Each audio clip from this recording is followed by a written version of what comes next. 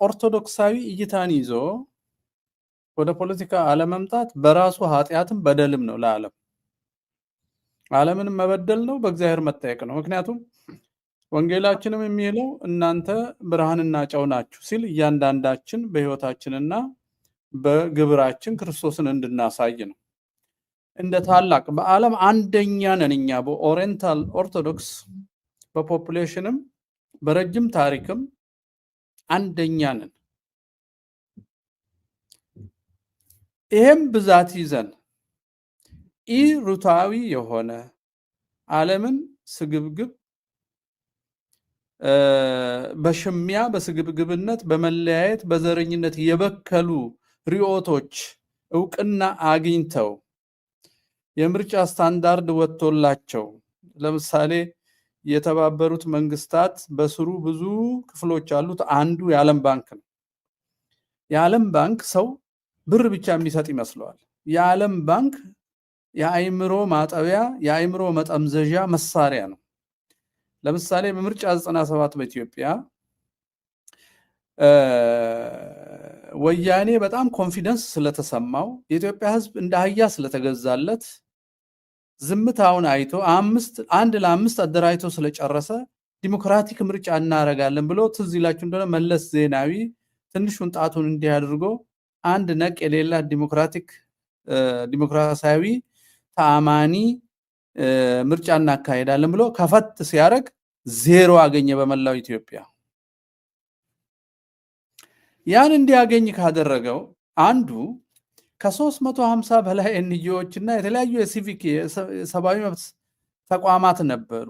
እነሱ ስለ መልካም አስተዳደር ስለ ሂማን ራይት አፕሮች የሚባል የልማት እና አክሽን ኤድ የዚህ የሲአርዲ አባላት የተለያዩ እኛ የምንሰራባቸው ነበሩ ድርጅቶች ሁሉ ሰውን ስለ መብቱ እንዲያስተምሩ በር ስለከፈተ ስለ መብቱ አስተማሩት። ሰው መብቱን አያውቅም ማለት አይደለም፣ ግን ከፍርሃት እንዲወጣ ተሞከረ። ያን ጊዜ ሰው ምንም ኦርቶዶክሳዊ እይታ ባይኖረው ከወያኔ የማይሻል ነገር የለም ብሎ ቅንጅት የሚባለውን አሁን ከአብይ አህመድ ጋር ተባብረው ተማሪውን የሚያጠፉት እነ ብርሃኑ ነጋን መረጠ። ወያኔ ከዛ ምን አደረገ? መልካም አስተዳደር የምትለዋ ስታንዳርድ አላት። ይሄን የሚያወጣው ወርልድ ባንክ ራሱ ስታንዳርዶች አሉት። የጉድ ገቨርናንስ የመልካም አስተዳደር መርህ ስታሟላ ብድር የሚሰጥ መልካም አስተዳደር የምትለዋን የተረጎመው እሱ ነው። ብድር የሚሰጥህ ከዎል ስትሪት ብር ከነጋዴዎች የነጋዴዎቹ እንዲያተርፉብህ ነው። በድህነትህ ላይ ያትርፍ እንዲገኝና ሀገርህ ነፃ ሀገር ውስጥ እየዞርክ ለዓለም አቀፍ ሀብታሞች ባሪያ እንድትሆን የሚፈቅድ ህግ መልካም ይባላል። ለማ በወርልድ ባንክና በአበዳሪዎቹ አካላት ትርጉም መልካም ይባላል። ያ መልካም የተቀበለ መንግስት እርዳታ ያገኛል። ለምን? ሀገሪቷ ተበዳሪና ባሪያ እንድትሆን ማለት ነው። ይሄን የሚከላከሉ ብዙ ኤንጂኦዎች አሉ፣ ጎበዞች። ስማቸውን እያጠፋው ነው እንጂ አንዱ እንግሊዝ ቤዝድ የሆነ በጣም የሚገርም ነው። ከዌስት ነው የመጣው፣ ግን እነዚህ ነገሮች ይቃወም ነበር በመረጃ በምን። በዚህ የተነሳ ንቃቱ መጣና ተሸነፈ። ህዋት ሲሸነፍ ደነገጠ፣ አፈረ። ያሸነፉትን ሰዎች ሁሉ እስር ቤት ከቶ ምርጫ ይደገም ብሎ የተወሰነ 96% አሸነፍኩ ብሎ ጭራሽ ባሰበትና ወንበሩን ሁሉ ጨመደደው። ቀጥሎ ምን እንዳደረገ ልነግራችሁ ነው። የኦርቶዶክሳውያን ፖለቲካ ውስጥ አለመግባት የሚያመጣው ጣጣ። ቀጥሎ ኢህአዴግ ምን አደረገ? ግብርና ሲሰሩ ግብርና ውስጥ የኢትዮጵያን መሬት፣ የኢትዮጵያን ውሃ መሬት፣ የእርሻ መሬት፣ የኢትዮጵያን ማዕድን፣ የኢትዮጵያን የእንስሳት ብዝሃነትና የሰብል ብዝሃነት ለመቆጣጠር ያሰፈሰፉ ተቋማት መንግስትን እየረዱ ምርጥ ዘር ማዳበሪያ እያሉ ኢትዮጵያውያንን እንዴት ጥገኛ እንደሚያደርጉ ሲሰሩ ነበረ። ይህ ሁሉ ይገናኛል ከመልካም አስተዳደርና ከስነ መንግስት ጋር። ልብ በሉ። ያን ለማድረግ ፓኬጅ የሚባል ነገር አለ። ፓኬጅ ማለት አንዴ የተጠረነፈ የልማት ግብአት ነው። ስንዴ፣ ይሄን አይነት ስንዴ ትዘራለ፣ ይሄን ያህል ማዳበሪያ ታደርግበታለ፣ በዚህ ወቅት ነው የምትዘራው የሚለው። አረም የምታርመው እንደዚህ ነው፣ በዚህ መራራቅ ነው የምትዘራው፣ ስፔሲንግ ማለት ነው የምትዘራው የሚለው ፓኬጅ ነው። ለስንዴ ለምሳሌ ስንዴውን ማዳበሪያውን አስተራረሱንና ወቅቱን ፓኬጅ ሰርተው ሰጥተው ከዛ ውጭ እንዳትወጣ ያደረጉና በባህል የነበረህን ያጠፉብሃል። አንደኛ ዘሩን ያጠፉብሃል፣ ሁለተኛ የራስን ዕውቀት ያጠፉብሃል። ይሄ ፓኬጅ ይባላል። ለግብርና ነው። ወያኔ ሲሸነፍ ምን አረገ? የግብርናን ፓኬጅ አስተሳሰብ ኮፒ ያደረገና የመልካም አስተዳደር ፓኬጅ ብሎ ጀመረ። ተመልከቱ። መልካም አስተዳደርና ፖለቲካን ፓኬጅ ሲሰራለት ይሄን የሚል ሰው ትክክል ነው፣ እንዲህ የሚያስብ ሰው ትክክል ነው፣ ይሄን የሚሰራ ትክክል ነው፣ ከዚህ ውጭ የሚያስብ ሰው ትክክል አይደለም፣ እንዲህ የሚሰራ ሰው ትክክል አይደለም አለ። ከዛ በኋላ የጥምቀት በዓል ጠበቀና የቅዱስ ጳውሎስ መልእክት አንድ ጌታ፣ አንድ ጥምቀት፣ አንድ ሃይማኖት የምትል ቲሸርት የለበሱ ሰዎችን ይዞ መለስ ዜናዊ አሁን ቅድም ዮሴፍ ያለውን ትርክት ገልብጦ ምን አለ? አንድ ሃይማኖት፣ አንድ ቋንቋ፣ አንድ ባህል የሚሉ ቅዱስ ጳውሎስን ለአማራ ሰጠውና ምክንያቱም አንድ ሃይማኖት፣ አንድ ጥምቀት ማለት ከፓኬጁ ውጪ ነው። ወያኔ ፓኬጅ ከሰራለት አስተሳሰብና ንግግር ውጪ ነው።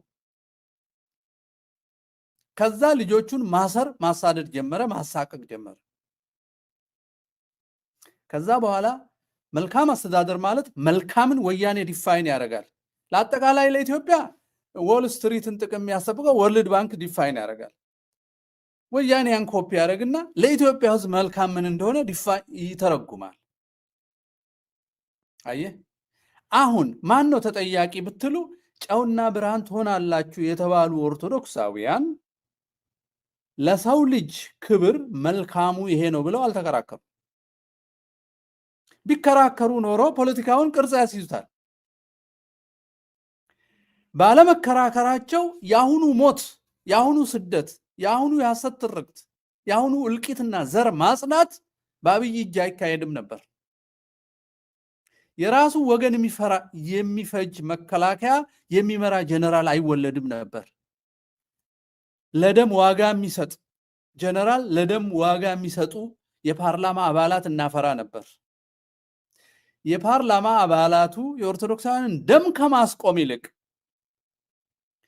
የእግዚአብሔር ክረምት ዝናብ ዘንቦ ጎርፉ ግድብ ስለሞላ ጨፍሩ ይሉን ነበረ። ጎርፍ ሞላ ብለውን ስንጨፍር ባንዲራ ስለያዝን ደግሞ አዲስ አበባ ውስጥ ደበደቡን። ይኸው መልካም እኛ ጨፍር ነው ያልንህ እንጂ የኢትዮጵያን ባንዲራ ያዝ አላልንህም ነው። ዩሲ ታሪክህንም ማንነትህንም እኔ ነኝ የምነግርህ ማለት ነው። መልካም ፓኬጅ ሆናለች ማለት ነው። ፓኬጅ ያም ፓኬጅ ኖ የእግዚአብሔር ፓኬጅ አለ። ሰውም በአምሳሌና በአርአያዬ ፈጥሬዋለሁ። ዓለምን ያበጅ ይጠብቅ፣ ለትውልድ ትውልድ እኔን እያዩ እንዲኖሩ እንዲከብሩ፣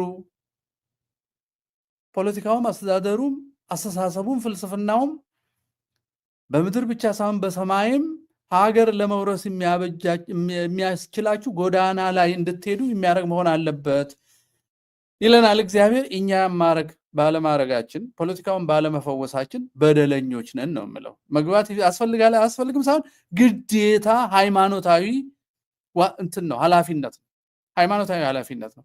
ለዛውም በተለይ በኢትዮጵያ አባቶቻችን መነኮሳት፣ ጳጳሳት፣ ጀግኖች ሽማግሌዎች ሳይቀሩ እየዘመቱ ከርኩሰት ከኢአማንያን ያተረፏትን ሀገር እና ለዓለም ምልክት ሆና እንዳታበራ የሚያጠፉ ሰዎች በቤት ውስጥ ሲበቅሉ ዝም በማለታችን ተጠያቂዎች ነን ነው። እግዚአብሔር ይጠይቀናል። መግባት አለመግባት አይደለም፣ እግዚአብሔር በሰማይ ይጠይቀናል። የሱ እውነትና ብርሃን በእኛ በኩል ነው የሚተላለፈው። ፀሐይ ጉዝ ፀሐይ አይደለም፣ የእግዚአብሔር ብርሃን። የእግዚአብሔር ብርሃን ያልተፈጠረ ረቂቅ በወዳጆቹና በሚታዘዙት አድሮ ለሌሎች የሚያበራ ስለሆነ ብርሃኑ ስላጨለምን እውነት ከብዙሃን ጫጫታ ትገኛለች ብለን የእግዚአብሔር እውነት ስለቀበርን እግዚአብሔር ይጠይቀናል። ስለዚህ ኢትዮጵያኖች ኦርቶዶክሳውያን ፖለቲካ ውስጥ አለመግባትም ፖለቲካን አለማረም ብርሃንና ጨው አለመሆን ስለሆነ እግዚአብሔር ፊት ያሰይካል። ሲፈልግ መነኩሴ ሲሆን፣ ሲፈልግ ቄስ ሲሆን፣ ሲፈልግ ህዝባዊ ይሁን ፖለቲካና ሃይማኖት ይለያያል ልክ ሲል ያ ስነ ሀዳሪ ነው ወይንም ምንድነው አድርባይ አስመሳይ ለሆዱ የሚኖር የውሸት አማኝ ነው። የፖለቲካ ኢንስቲትዩሽን ተቋማቱ ይለያያሉ። የፖለቲካ ተቋም ከሃይማኖት ተቋም ይለያያል። ይሄኛው ይቀድሳል፣ ቅዳሴ ይሰራል። የቀደሰው ሰውዬ ወጥቶ ግን ፖለቲካውን ይቀድሰዋል። ቀደሰው ማለት ስጋ ደሙን ያቀበለበት ቅዳሴ ብቻ ማለት አይደለም። ለዛ ሲያበቃ ያስተማረው አይምሮ ነው። ከክርስቶስ እስኪዋሃድ ድረስ አዘጋጅቶታል።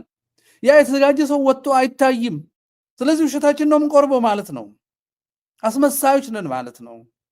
ሃይማኖቱ አያስኬደንም እና እኛን እንድንጠላ ያደረገን ትልቁ ነገር ሁለት ሰነፍም እንድንጠላ የሚያደርገን ሁለት ነገሮች ስላሉ እሱ ከዚህ ጋር ስለሚሄድ ልበልና ጊዜ ካልወሰድኩኝ፣ አንደኛ እኛ ምለው እኔ ረጅም ታሪክ ያለን ኢትዮጵያውያን እኛ አንድ ስንፍና አለብን።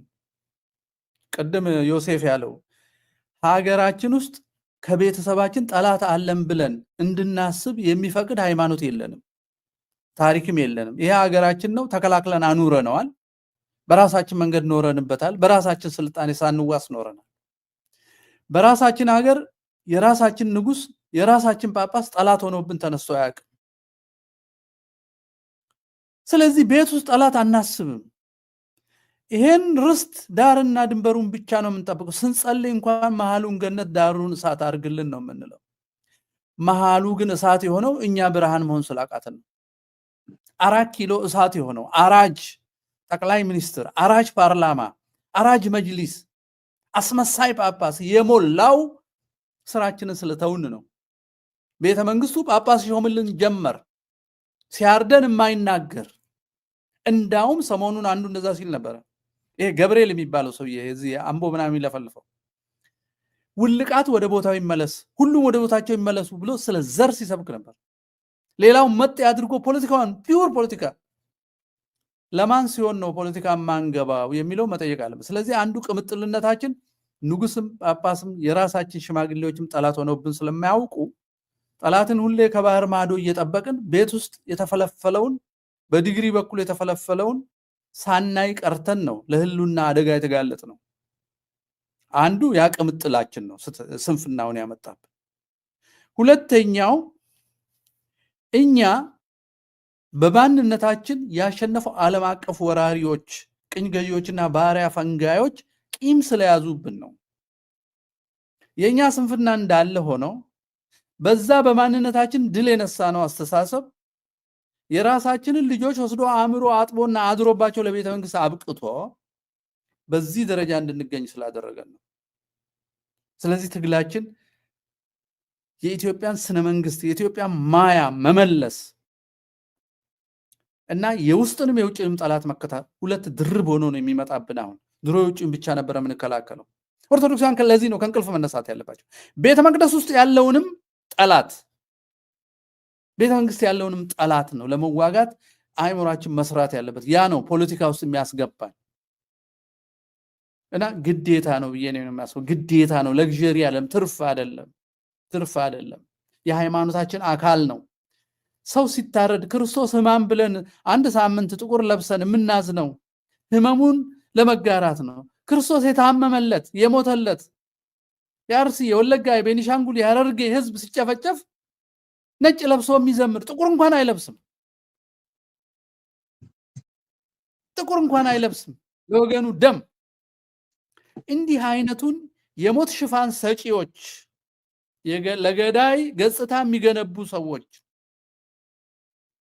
የደነዘዘው ወጣት አይ ቲንክ ለማንሳት ከእንቅልፉ ለማንሳት ከተፈለገ ፖለቲካው ህይወት ሊሰጠውና በኦርቶዶክሳውያን እይታ ሊመራ ይገባል የሚል ጠንካራ የሆነ አመለካከት ነው ያለኝ። ሃይማኖትም ነው የሚመስለኝ። ለኔ ሃይማኖቴ ነው ብዬ ነው ማስበው። አመሰግናለሁ ጌታ።